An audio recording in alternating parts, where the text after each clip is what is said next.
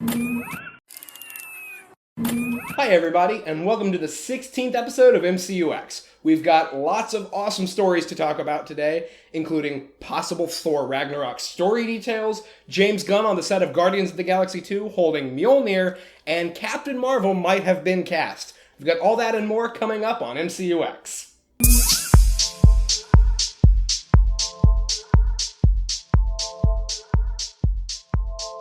Hey everybody, and welcome to MCUEx. I'm Addie Brie Hayes, and joining me today is Doug Herring. Hi Addie, hi everybody. How you doing today? I am very, very good. Really excited to talk about these news stories. Yeah, especially our main discussion. I'm so pumped for that one. I know you are. Alright, so let's just get started. Yep. Our first news story is that new Luke Cage set photos show our first look at Diamondback. Yeah, that's interesting. So we'll put up the photos right now, so you should be seeing them on your screen. Lots of new Luke Cage set photos, very interesting. I'm excited for this. Shows our first look at one of the villains, Willis Stryker, aka Diamondback. Yeah. We know he's not going to be the only villain in the series, but I think he looks cool. Addie, what do you think? Yeah, I think he looks cool, like, realistic too. Yeah. I really just hate looking at set photos for Luke Cage because I want to be really, really surprised and, like, happy with it. So I really looked at these photos for, like, a second and being like, okay, at least I'll forget this before Luke Cage comes out. Right. But yeah, from what I remember, I really liked the look of it. I can't wait to see that fight happen on the show, so. Yeah. After seeing Luke Cage and Jessica Jones, I'm so pumped for his show. Mm-hmm. September cannot get here soon enough. Really, though, yeah. But yeah, the villain looks cool. There's not a lot to talk about here. Yeah. It's a cool looking villain. Looks like maybe it'll look a little bit different once all the post-production and maybe some visual effects have been put in. Yeah, I totally agree with that. Because he looks just a little bit goofy. Mm-hmm. But I think that, a few camera touch-ups could make him look like a really, really cool villain. Yeah. All right, cool. That was quick. What's next? James Gunn has Mjolnir on the set of Guardians of the Galaxy Volume 2. But it could just be a toy that he has. It is. I don't know. I think it is kind of realistic that Thor would show up in Guardians of the Galaxy. Okay. It is. I think it's the most realistic option if someone were to show up. I agree with that. So, if it is actually the prop, I'm not totally surprised, but I wouldn't be totally surprised if it was just because he wanted to, like... It's just James Gunn playing with a Mjolnir toy, it's just, guys. I don't get why everybody's making such a big deal. He was on set, though. So? Why would he bring a toy Mjolnir Because on he's James set? Gunn. I know. But there's also, like, that tiny little bit. It's like, maybe it's the real thing. I bet you $10 right now that Thor will not show up in Guardians 2. Fine. This will be a bet that we do. And then we can prove to everyone that I'm right. Okay. No, look. Gunn has answered these questions before when people have asked him, are we going to see any other Earthlings in Guardians 2? He's not an Earthling. I know that. But he said, no, we're not, Star-Lord's going to be the only human. He also was asked, are we going to see any Avengers in Guardians 2? And he said no. But why would he say maybe. Yes? He didn't say, I'm not answering that question. He didn't say maybe. He said no. Guardians is its own separate thing. I don't know. That could be, like, the same thing, though, like... Just because he says no doesn't mean we should take his word for it. I mean, it could be like the Game of Thrones thing. Spoilers, if you don't watch Game of Thrones. Fine, but Game of Thrones is one thing. James Gunn has always been honest about that sort of thing. If he thinks that it might be a spoiler, he's just said, I'm not answering that. Whatever. I think there still is a small chance, because he would be the one person to show up that we've already met before. But I also am on your side, being like, it's just a toy. It's just a toy. Don't get excited about this. All right, what's next? Mel Gibson says Marvel approached him to play Odin. Yeah, that's an interesting story. I don't know. Whenever these hypothetical casting stories come up, it's hard to imagine anybody other than who we know in that role. I think Tom Selleck was the first choice to play Indiana Jones. Yeah. And there are all these what-if type casting stories that are interesting to talk about, but really, these are different actors. They would have played the character differently, so it's hard to imagine Mel Gibson as Odin. But yeah, then again, Marvel kind of nails it with the casting, so if he had been Odin, I'm sure it would have been fine. Yeah. I don't know. I don't really like Mel Gibson that much. As a person or as an actor? Kind of both. I think person might have affected my view of him as an actor. Yeah. But I just feel like Anthony Hopkins and Mel Gibson look so different too that I'm happy they went with the Anthony Hopkins look rather than the Mel Gibson look. Oh, yeah, I agree. But again, you never know how they could have made him up to look cool. I think Mel Gibson is a phenomenal actor. Personal issues aside, and of course he has many. But I wouldn't mind seeing him kind of make a comeback in the movies. I'm not defending the comments that he made, but I am saying he made them quite a long time ago. Yeah. We have given actors second chances for much less. That's true. Or for much worse crimes. Yeah. Robert Downey Jr., for instance. Yeah, I know. I was just thinking about that. But, I mean, maybe he wouldn't have redeemed himself if he was cast as Odin and completely screwed everything up. But he hasn't redeemed. I mean, Mel Gibson is an example of somebody who's just been completely blacklisted from Hollywood. Yeah. We've really not seen him. I think he had a cameo in The Expendables 3, and then he did that movie, The Gopher, which I think made like $100,000 worldwide. That stinks. Yeah, well, that's what I'm saying. So like, he's not really a Hollywood person anymore. He went from one of the biggest actors in Hollywood to a nobody. Yeah. And I don't know, maybe he deserves it because, his racially charged comments were pretty horrible. But on the other hand, maybe it's time to give him a second chance. And if any franchise can revitalize a career, it's Marvel. Well, it's too late now. I don't think they can. I don't know that it is. I mean, it's too late for him to play Odin. But, well, that's what I meant. But would you like to see Mel Gibson in a potential Marvel role in the future? Sure, I guess. Yeah, if he redeems himself. I know that he is objectively a good actor. It's just also I don't know. I'm meh about it. I think I might be a little wary, but I always trust Marvel casting. I've never had a moment where I'm like, that was bad casting on their part. Right. Alrighty. Cool. Hayley Attwell says she'd do whatever it takes to bring back Agent Carter. I believe her. She always seems like she loved Agent Carter. Absolutely. I know that she talked about season 3 would be focusing on her family more. Yeah. We'd probably see more of her brother, learn more about her brother, which I'm kind of upset that we didn't. We're not going to be able to now. The fact that season 2 ended on a cliffhanger, it was clearly setting up for possibly the return of her brother Michael. Yeah. Lots of cool ideas that were set up, but Michael Murray maybe died for real? Yeah. I wasn't a big fan of Agent Carter season 2. Yeah. It was fine. I didn't love it, though. I love her. I loved Madame Mask, or the actress that played her. Yeah. Well, it's hard for me to want a season 3 because I didn't love season 2. But I want something to wrap up those loose ends. And I want anything that shows me more Hayley Atwell in the Marvel universe. I also want to see more Howard Stark.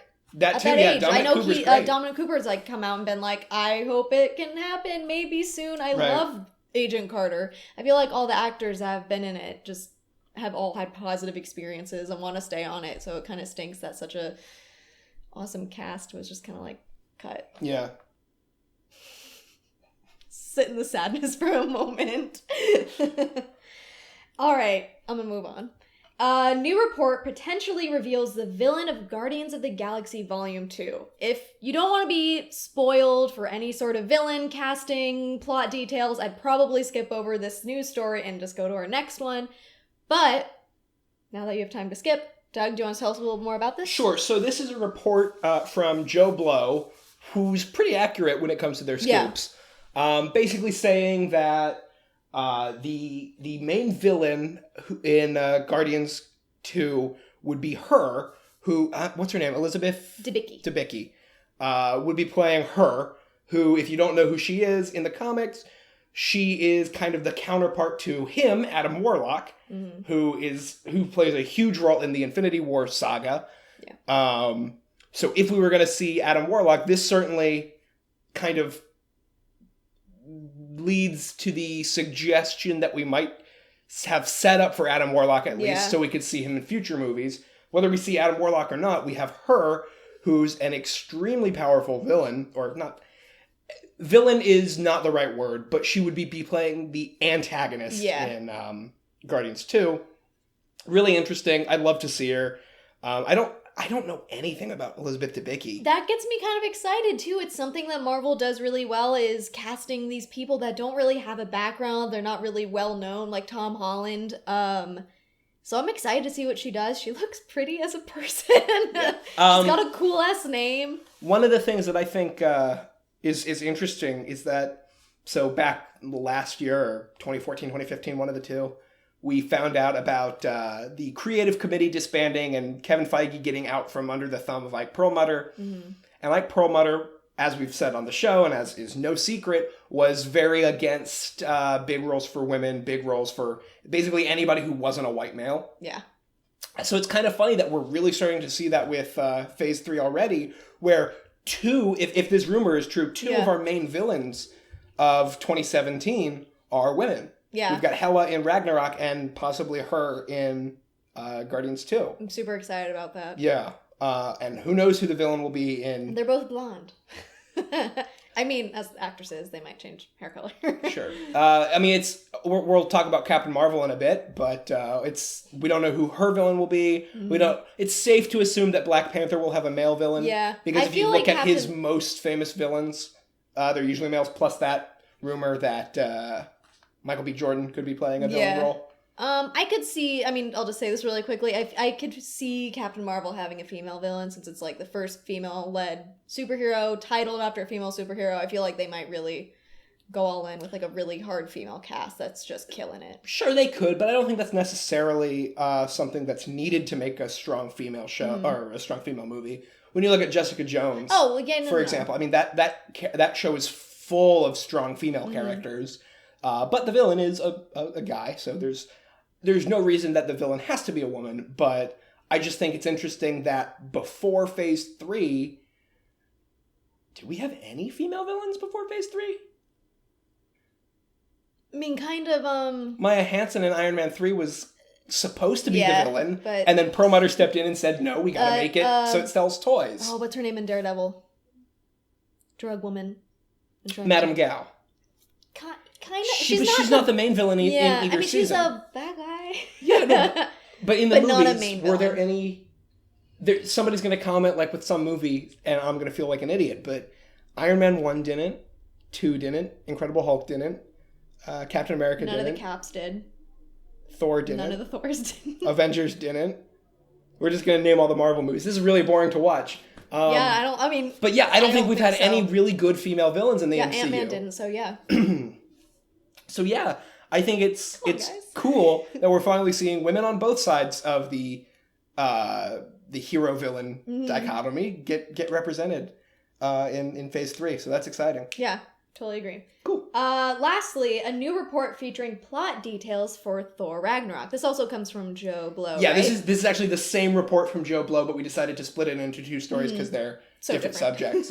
But this one is actually more interesting to me, which is that parts of the Planet Hulk storyline will be adapted for Thor Ragnarok. I'm so excited for this movie. And we actually speculated about this last week when we talked about the cast.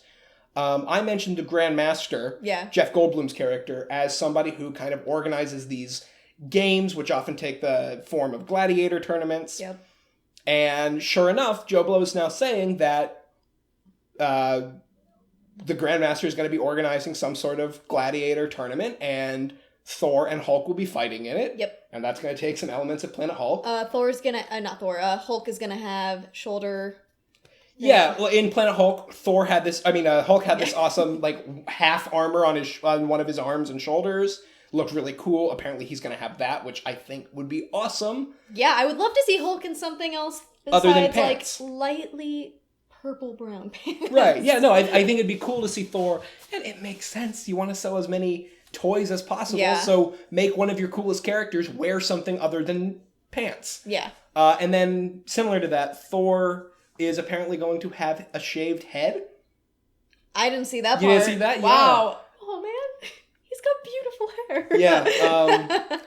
That's kind of a weird detail to know this far out, but cool if it's true. Yeah. And then the other one, another part of it was Valkyrie is not going to be wearing the usual outfit. She's going to have a little bit more like war paint. Yes, yeah. Which I think is totally awesome. I would love to see Tessa Thompson just decked out in war paint. Oh. I agree. Valkyrie in the comics is like, if you picture a female in Viking armor, that's basically Valkyrie. Yeah.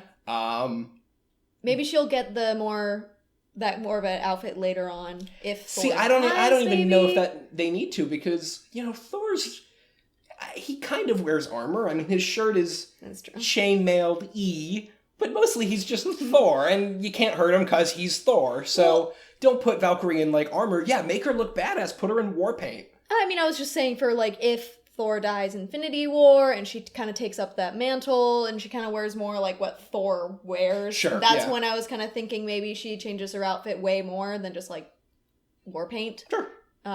So yeah, I think that was it. Alrighty, let's, is that the last news story? Yep. Great, let's move on to our main discussion.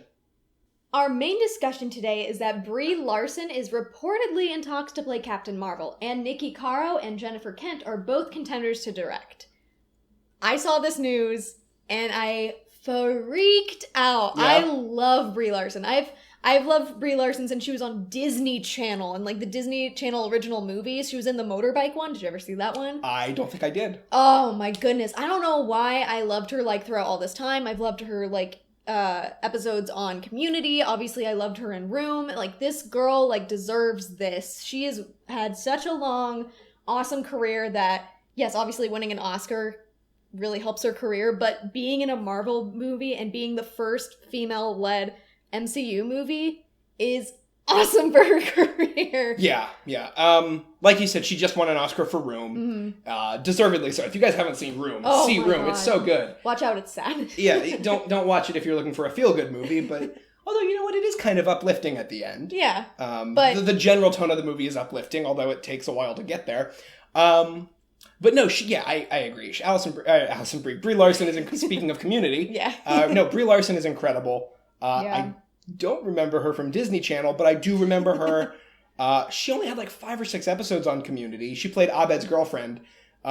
She was hilarious. She was. I thought she was an amazing. Like, I wished, because season 5, season 6, people left parts of the cast. Back. I wish she became part of the main cast, because I think she would have fit in really, really well. But she was doing Room. But she was doing bigger and better things.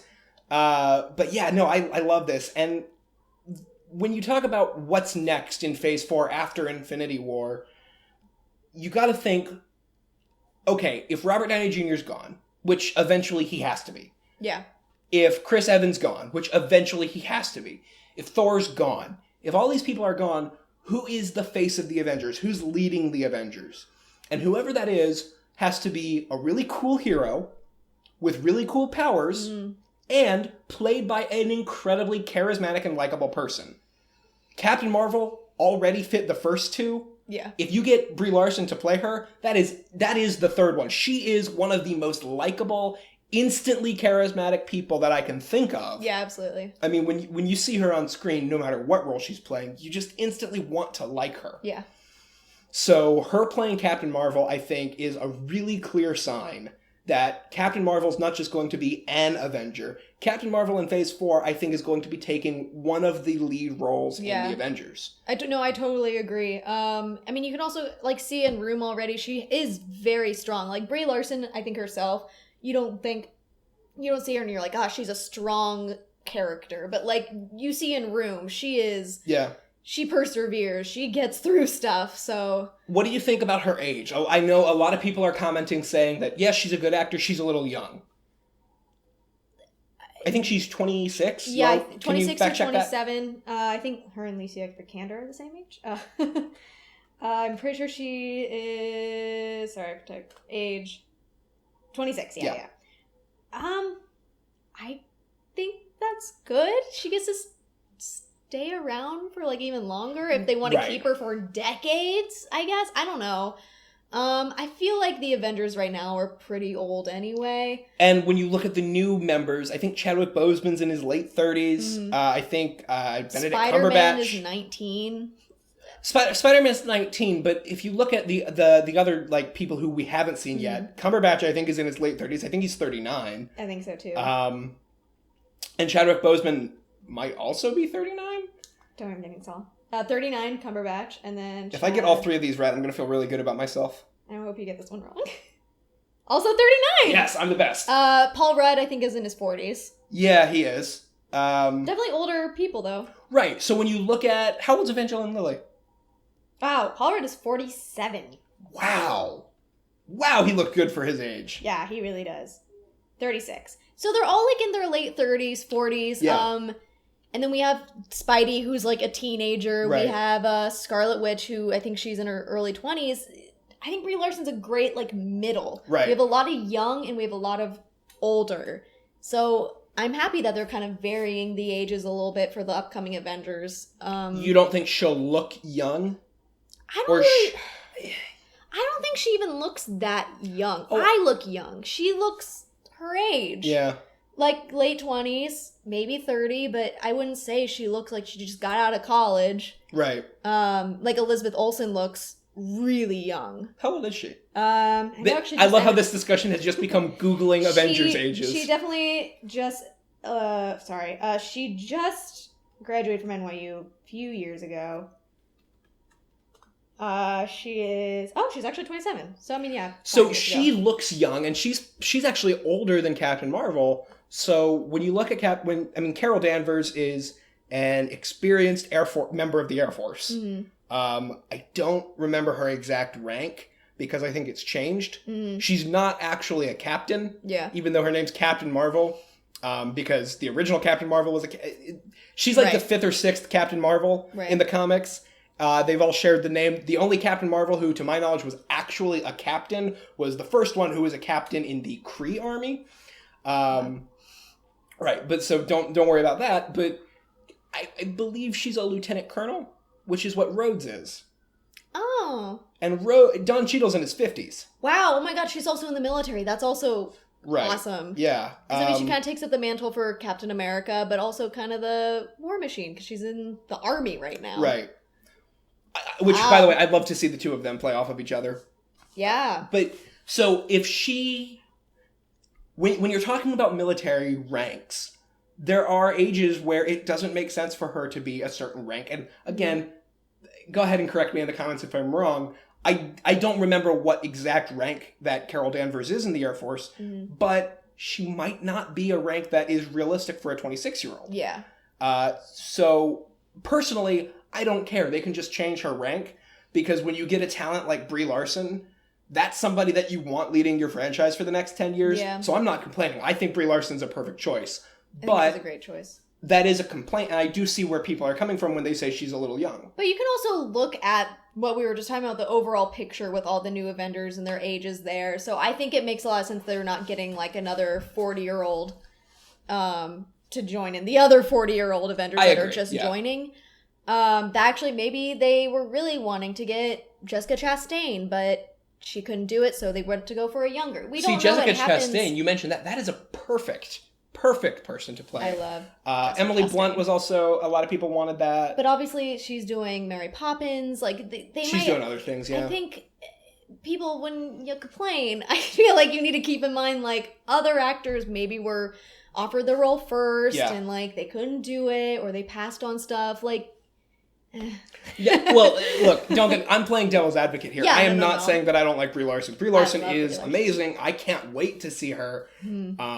Hopefully she actually does close talks. Me too. The reports are saying, and these aren't reports from fan sites, by the way. These are Variety, Hollywood Reporter, Deadline, super reliable sites are saying that she's in talks. So she is in talks. It's just what stage of talks are she in, and will she actually close the deal? Yeah. I hope she does. I think she will. And I'm excited to see that because, like I said, that's somebody that you want leading your franchise for the next 10, 15 years. Yeah. So let's talk about the directors. I'm, to be honest, not familiar with either of them. I really just know Jennifer Kent because of, oh my god, I can't say it right now. Babadook. Babadook, yeah. There we go. I love horror films. I'm not a horror fan at all, so I don't know her. And she's actually one of the few female directors that I am aware of because of that. I mean, there's so few female directors in Hollywood right now that are known. So I think that'd be great for her. It's another thing like they're doing with John Watts and what they've kind of done with James Gunn is really like take their already like great small career and Marvel's just gonna like throw it and they're gonna go so far after this film. Now, so you've seen Babadook, right? Yes. I've not seen it. I remember all the hype around it and that it was like this amazing horror movie. Is the style of that movie something that you can see translating to a Marvel movie? Or do you just think Marvel sees talent and wants... Like, the Russos had never done anything similar to Winter Soldier. I don't think so. I mean, like... You just think they see talent and think that it can apply elsewhere as well? Especially with this upcoming phase, I think they're just seeing talent. I mean, like, John Watts does, like, horror suspense. Yeah, he's worked with... Yeah, the Bad Cop, isn't it? I wouldn't call that horror. But it's, like, suspenseful, kind of scarier, like... darker, right? It's not Spider-Man. It's dark comedy. Cop Car is kind of hard to categorize. There are really funny moments. It's a dark movie. It's. But that's not Spider-Man. Yeah. It's not like close to what Spider-Man will be. So I feel like they just see this talent in this like this small director that hasn't done a lot but has done great work. And they kind of talk with them and they create the world. Marvel and that director create the world together. And then they're like, yeah, let's do it. So, no, I don't think anything from that movie really strikes me as Captain Marvel. Okay, I didn't think it would because it's a horror movie. Yeah. But I mean, like Scott Derrickson is a horror director, and you can definitely see how those talents are going to apply to Doctor Strange. Yeah. Whereas there are other directors who have never really done anything like that, but just they're so talented they can apply their talents to this. Like the Russo brothers. But the other one I don't really know at all. Are you looking at her IMDb I'm looking at her IMDb. I don't know any of this, which could be another great thing for her. Yeah, that is, again, that's, like you were saying, what they've kind of done with all of Phase 3. That's not a bad thing. Yeah. That we don't know her already. I mean, that gets me, both of their careers, if one of them takes it, they'll have, a really great time after Marvel, so I'm cool with either one. Yeah. All right. So yeah, that is the end of our main discussion, and that is the end of this week's episode of MCUEx. Make sure to follow us on YouTube, Facebook, Twitter. Email us if you'd like. I'm Addie Brie Hayes. You can follow me at Facebook, at Twitter, and Instagram at Addie Brie. And I'm Doug Herring. Like Addie said, make sure you're following us on all those fun social media platforms. Subscribe to us on YouTube. You can follow us at the MCU Exchange on Twitter or just at MCU Exchange on Facebook. Check out MCUExchange.com for everything related to the Marvel Universe. And that's our show. We'll see you next time.